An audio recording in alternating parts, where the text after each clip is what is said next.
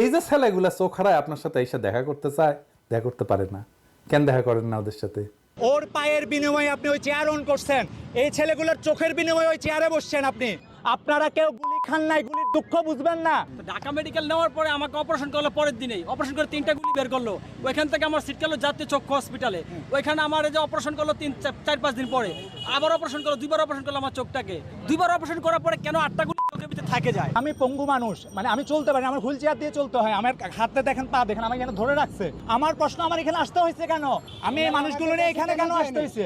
আমার এখন সর্বশেষ আমার সাথে অনেক উপদেষ্টার সাথে কথা হয়েছে, তাদের কথা শুনে মনে হচ্ছে আমরা এখানে, এরা গুলি খেয়ে অপরাধ করছে, এরা আহত হয়ে এরা রাস্তায় নেমে অপরাধ করছিল। ওদের অবদান নাই? ওরা লড়াই করে নাই?